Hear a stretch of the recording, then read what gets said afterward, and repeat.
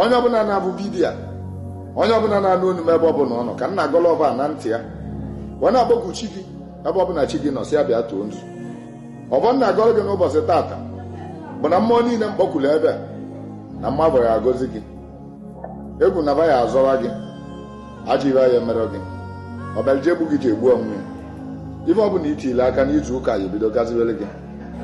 arọ niile gara gị na-ewetara ife ọma, arọ nwa ife ọma ihe eweta ya akarị nke ị wetara na ere eji wee mụ gị. ife ọma na-emenube mbụ na ndụ gị, ife ọma bụ ya emebele gị. ife niile ị na-eme ọ ya na-agazi na-abụrụ igbu mmadụ.